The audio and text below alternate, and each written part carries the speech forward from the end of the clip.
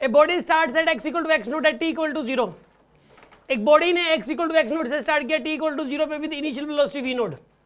शुरुआत में वेलोसिटी 0 नहीं है, v नोट ही है। इन position x direction, in positive x direction and moves with a constant acceleration a note.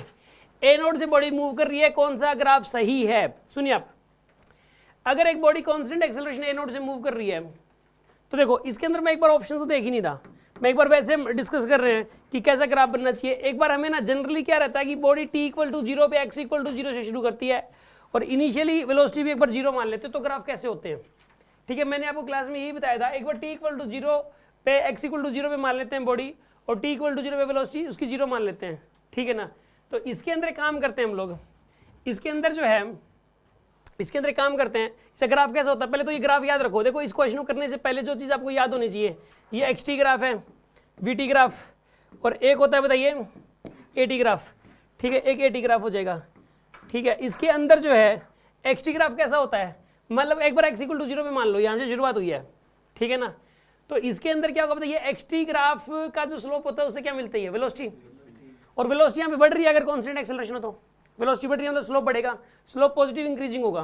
Positive increasing slope जो है ना इसी ग्राफ का होता है, पॉजिटिव इंक्रीजिंग, ठीक है ना। पॉजिटिव डिक्रीजिंग इसका होता है, ठीक है। नेगेटिव इंक्रीजिंग इसका होता है और नेगेटिव डिक्रीजिंग इसका होता है। ये बात याद कर लो आप, ठीक है ना। मतलब एक तो ये 4 ग्राफ याद कर लो। अगर मैं ये बोल लूँ कि ये बताइए स्लोप जो है पॉजिटिव इंक्रीजिंग किस ग्राफ का होगा? इसी ग्राफ का होता है, ऐसे।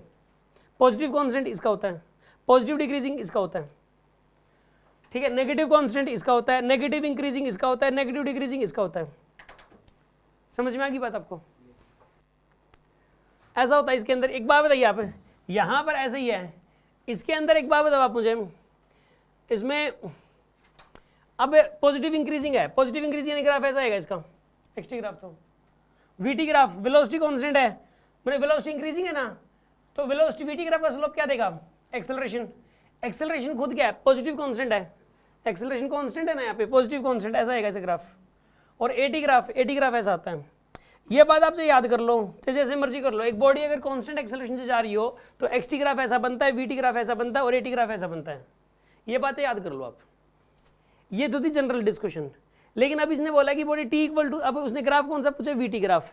और टी इक्वल टू 0 पे वेलोसिटी वी नोट थी, तो शुरुआत में 0 नहीं होनी चाहिए, बस इस ग्राफ को ऊपर शिफ्ट कर दो। शुरुआत में जो वेलोसिटी हो ना उतना ऊपर शिफ्ट कर दो, और अगर शुरुआत में नेगेटिव में हो वेलोसिटी तो नीचे शिफ्ट कर दो। शुरुआत में प्लस की वी नोट है तो प्लस वी नोट है तो ऊपर शिफ्ट कर दिया, बस यहाँ पे ये प्लस वी नोट आ गया। और ये बताइए माइनस वी नोट हो तो बताइए नीचे शिफ्ट कर दिया आपने, माइनस वी नोट आ जाएगा, यहाँ आ जाएगा ग्राफ, ये ऐसे आ जाएगा माइनस वी नोट। अगर प्लस वी नोट हो तो ऊपर शिफ्ट कर दो, माइनस वी नोट हो तो नीचे शिफ्ट कर दो, सिंपल सी बात है। तो यानी कि ग्राफ ये वाला आएगा इसके अंदर, ये वाला ग्राफ तो मैच ही नहीं कर रहा है इसमें, ग्राफ ही मैच नहीं कर रहा है इसमें। आंसर यही वाला आएगा लेकिन, ठीक है ना। आंसर ये वाला, अगर ये वाला जो ग्राफ है ये यही आंसर होगा इसमें।